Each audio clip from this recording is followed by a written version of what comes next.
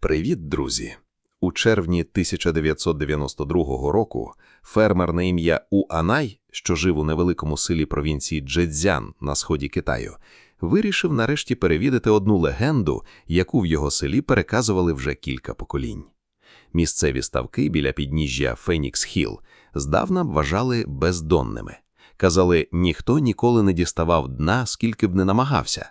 Для більшості мешканців села це була просто одна з тих історій, які розповідають дітям біля вогнища, щось серед забобону і фольклору, в яке ніхто насправді не вірив буквально. Але Уанай, як згодом розповідали журналістам місцеві жителі, був людиною практичною і цікавою, і легенда не давала йому спокою. Він зібрав кількох сусідів, встановив гідравлічні помпи і почав відкачувати воду зі ставка. 17 днів безперервної роботи, змінюючи один одного по сезонах, качали воду селяни.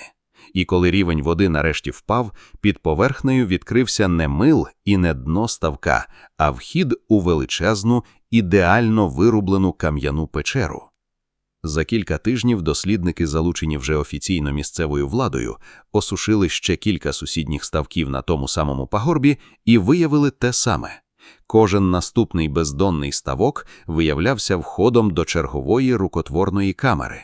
До 2094 року загальна кількість підтверджених печер сягнула 24, хоча місцеві жителі і донині вказують ще на кілька десятків невивчених водойм на тому самому пагорбі, які могли б приховувати додаткові, досі недосліджені порожнини. Разом вже підтверджені печери займають площу понад 30 тисяч квадратних метрів. Це більше за кілька футбольних полів, вирублених вручну в товщі суцільного пісковика на глибині до 20 метрів під землею. І найдивовижніше, жодному китайському історичному документі, а Китай має одну з найдетальніших, найдовших письмових традицій в історії людства з детальними хроніками, реєстрами і адміністративними записами, що охоплюють тисячі років, немає жодної, буквально жодної згадки про будівництво чогось подібного. Сьогодні ми розберемось, хто і навіщо вирубав ці печери, що наука дійсно змогла довести про них за понад 30 років досліджень, і чому найбільша загадка тут – це не таємничі написи чи стародавні прокляття, а куди насправді поділась порода, яку звідти вийняли.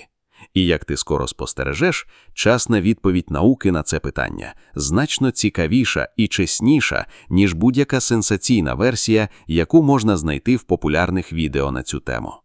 Почнемо з масштабу, тому що без нього важко по-справжньому оцінити всю дивовижність цієї знахідки. 5 найбільших з 24 печер сягають від 18 до 34 метрів завширшки і до 20 метрів зависоти.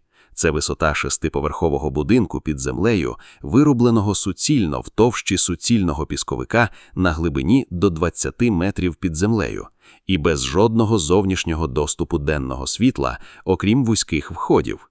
Стелі підтримуються товстими кам'яними колонами, залишеними на своєму місці під час виїмки породи, з математично витриманими пропорціями, які і сьогодні викликають щире захоплення в інженерів-конструкторів, що відвідують об'єкт. Інженери, які оглядали печери в межах наукових експедицій, неодноразово зазначали, розташування і товщина опорних колон розраховані настільки точно, що конструкція витримала понад 2000 років, без обвалів, попри багатовічне затоплення і без жодного моментного технічного обслуговування. Але справжня деталь, яка одразу впадає в очі кожному відвідувачу – це стіни. Абсолютно кожна поверхня в кожній печері, підлога, стіни, стеля, навіть колони, вкрита рівномірним візерунком паралельних ліній, вирублених вручну, коротким долотом, лінія за лінією, з дивовижною консистентністю по всій площі величезних приміщень. Якщо уявити, скільки окремих ударів долотом потрібно було зробити, щоб покрити 30 тисяч квадратних метрів поверхні таким візерунком, цифра вимірюється мільйонами окремих, послідовних, майже ідентичних рухів людської руки. Це підтверджений факт, з яким погоджуються усі геологи, що вивчали об'єкт. Печери однозначно рукотворні. Рівномірність слідів долота, геометрична правильність кутів і поверхонь несумісні з жодним природним процесом ерозії чи вимивання породи. Хтось справді вирубав усе це вручну, шар за шаром, використовуючи прості інструменти на кшталт коротких зубил. Варто одразу відмежувати цю історію від популярних, але науково незаможних теорій про втрачені високотехнологічні цивілізації чи позаземне походження, які час від часу спливають в сенсаційних відео на подібній тематиці. Жоден серйозний геолог чи археолог, що вивчав Лунью, не знайшов жодних ознак технологій, які б виходили за межі можливостей людей залізного віку, озброєних терпінням, організацією і простими металевими інструментами. Загадка тут не в тому, хто технологічно міг це зробити. Вручну це цілком можливо, і сучасні експерименти це підтверджують. А в тому, чому саме китайська цивілізація з усією бюрократичною ретельністю вирішила про це мовчати. А тепер зупинись на секунду і подумай про очевидне логічне питання, яке з цього випливає. Якщо виробити 30 тисяч квадратних метрів суцільного каменю, кудись має подітися сама порода. За оцінками геологів, загальний обсяг вийнятого пісковику сягає сотень тисяч тонн. Це не жменька щебеню, яку можна непомітно розкидати навколо. Для перевезення такого обсягу матеріалу сучасними великовантажними вантажівками знадобилося б десятки тисяч рейсів. У добубудовний період, без коліс на осях, без тяглових возів на кшталт тих, що використовувались значно пізніше, вивезення подібної маси каменю з відносно вузьких, глибоко розташованих під землею проходів саме по собі є окремою інженерною загадкою, яка рідко обговорюється в популярних переказах цієї історії, хоча логічно має передувати будь-якій дискусії про призначення самих печер. І на території навколо печер, а також у будь-яких відомих археологічних шарах поблизу, дослідники не знайшли скільки-небудь значних видвалів чи слідів такого масштабного вивезення. Це задокументована археологічна проблема, і вона досі не має загальновизнаного рішення. Для порівняння масштабу варто поставити Лунью поруч з іншими відомими підземними спорудами стародавнього світу. Знамениті печери Еллора в Індії, вироблені приблизно 1400 років тому, вражають деталізованим різьбленням, але добре задокументовані в буддійських, індуїстських та джайнських джерелах того часу.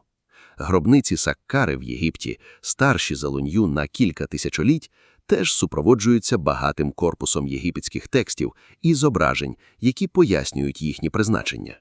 Лунью на цьому тлі виглядає аномалією, об'єкт зіставного або й більшого масштабу, розташований у культурі з надзвичайно розвиненою писемністю і при цьому цілковита тиша в джерелах. Хто ж міг стояти за проектом такого масштабу і коли саме це сталося?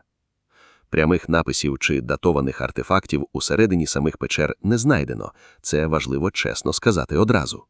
Але поблизу входів дослідники виявили фрагменти глазованої кераміки та інших реліквій, які фахівці датують періодом приблизно 2000 років і більше, з обережним прив'язуванням до пізньої династії Цінь або ранньої Ханської імперії, тобто приблизно до 200-х років до нашої ери.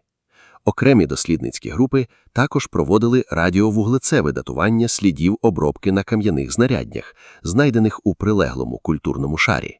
І отримані результати загалом згодні з цим самим періодом, часом об'єднання Китаю під владою династії Цінь, епохою, коли держава вже мала ресурси і організаційну спроможність для проєктів справді грандіозного масштабу, включно з ранніми ділянками Великого Китайського муру і мавзолеєм першого імператора з його знаменитою теракотовою армією.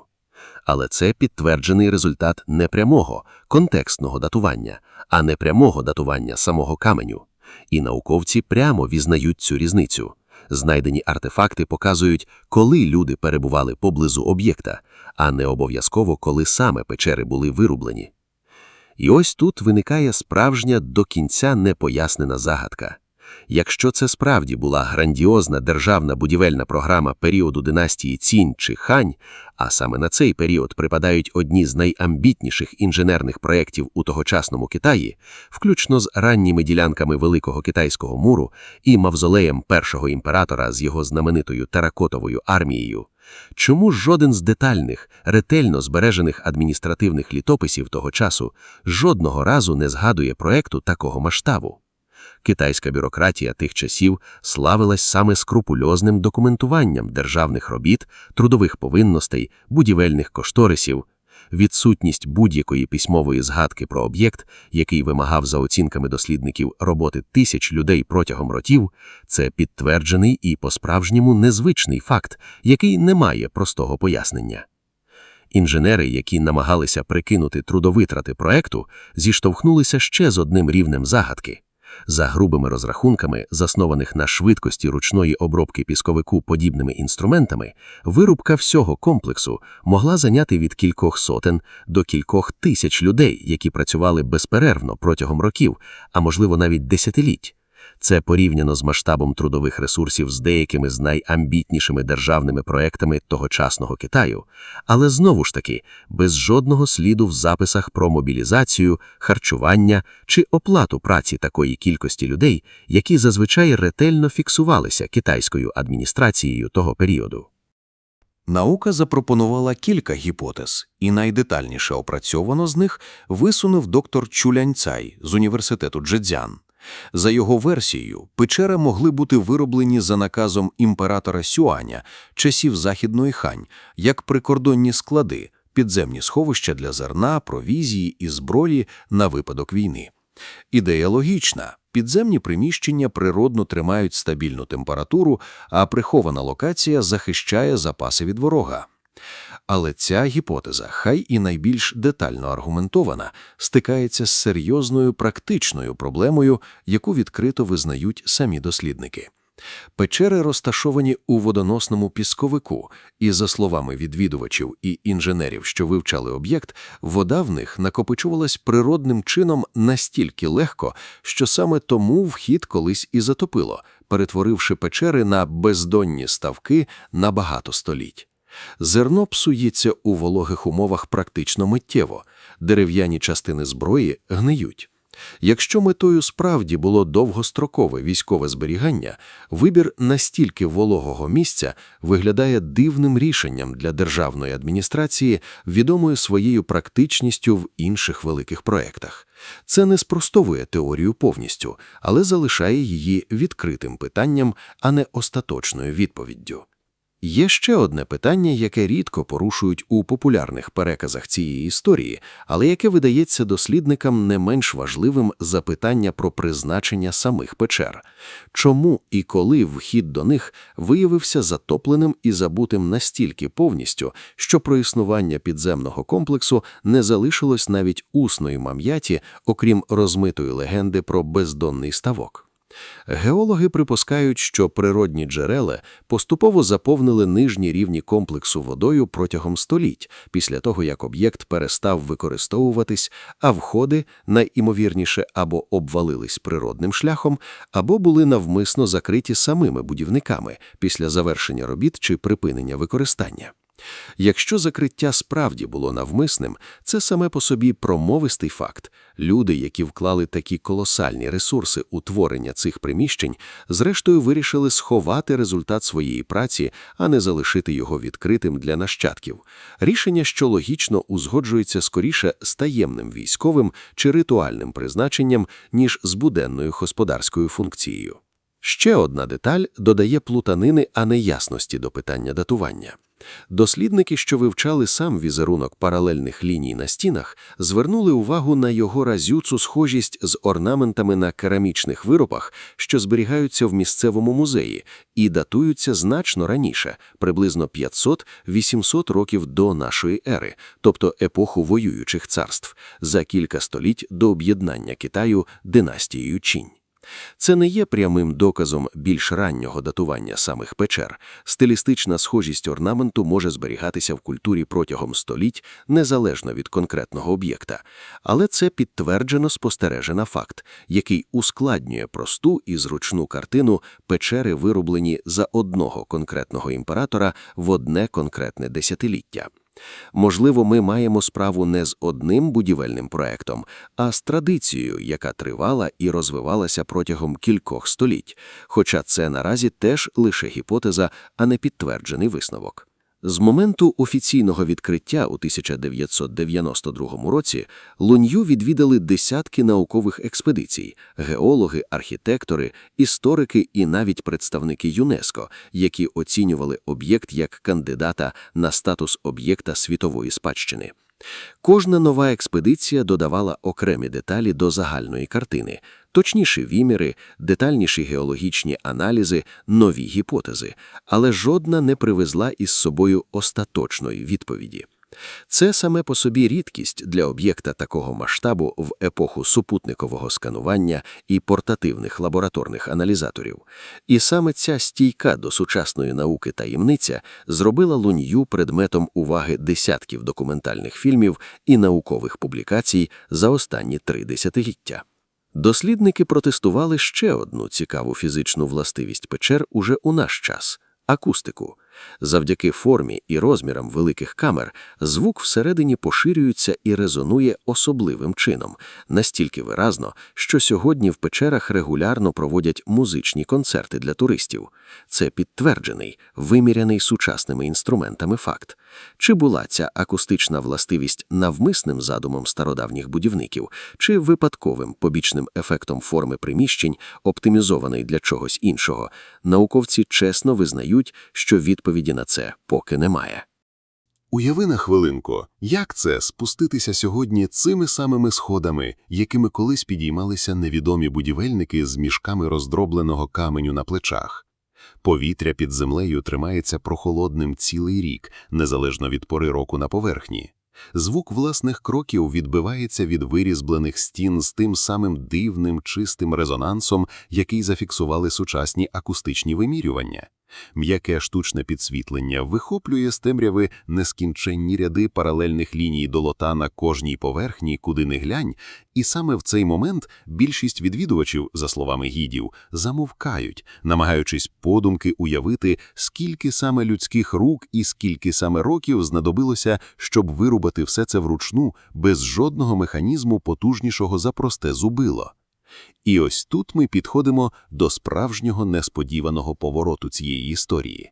Жодна окрема теорія не отримала переконливого загальновизнаного підтвердження, і замість однієї відповіді існує ціла низка конкуруючих гіпотез, кожна з яких має свої аргументи «за» і свої нерозв'язані проблеми. Крім версії про військовий склад, дослідники серйозно розглядають щонайменше 4 інші сценарії, і кожен варто розглянути окремо, тому що жоден не є просто спекуляцією з повітря, за кожним стоїть якийсь конкретний спостережуваний факт.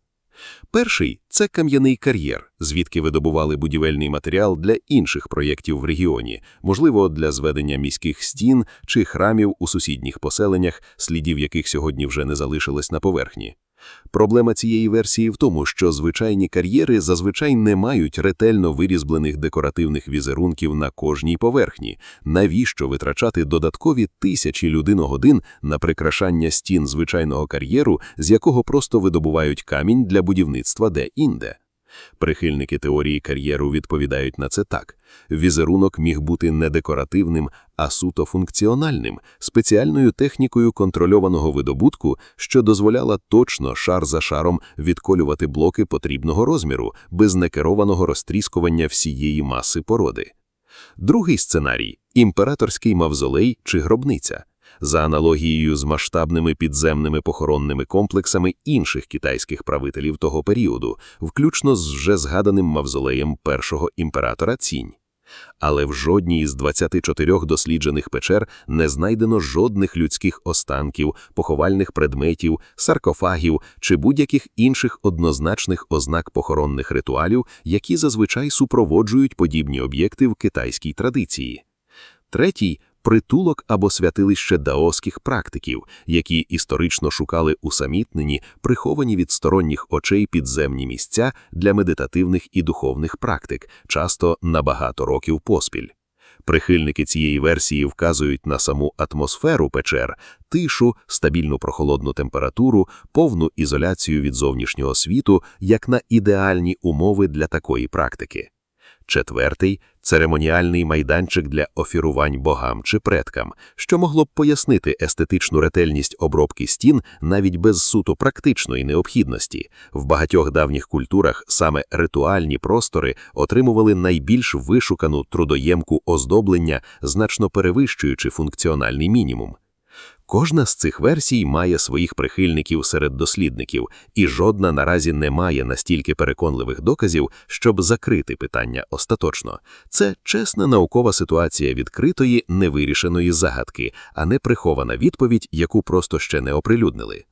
Цікаво, що деякі сучасні дослідники намагалися практично відтворити техніку стародавніх будівельників, використовуючи копії коротких зубил подібної форми на зразках того самого піщанику. Результати таких експериментів показали, досвідчений майстер здатний вирубати приблизно кубічний метр породи візерунком, подібним до знайденого в печерах, за кілька повних робочих днів. Помножити цю швидкість на загальний обсяг вийнятого матеріалу, і виходить оцінка тривалості робіт, яка узгоджується з припущенням про роки, а можливо й десятиліття безперервної праці великої команди робітників, що знову повертає нас до питання, як держава або спільнота здатна організувати таку тривалу і трудоємку роботу, могла водночас не залишити про неї жодного письмового сліду.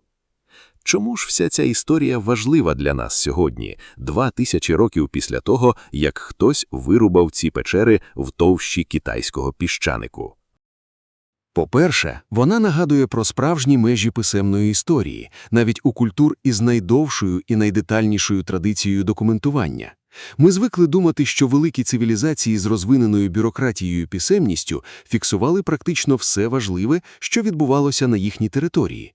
Адже саме китайські імператорські архіви подарували історикам детальні описи будівництва Великого Муру, склад армій, навіть особисті листи чиновників дрібного рангу. Але Лун Ю доводить, навіть держава здатна детально задокументувати податкові реєстри і трудові повинності на багато століть наперед, може повністю безслідно загубити пам'ять про проєкт, що вимагав праці тисяч людей протягом років. Якщо це могло статися з настільки масштабним, фізично незнищенним об'єктом, скільки менш помітних, менш довговічних епізодів людської історії просто розчинилося в часі без жодного письмового сліду, і скільки подібних порожніх плям ще можуть ховатися під поверхнею, буквально, а не метафорично, чекаючи на свого допитливого фермера з насосом.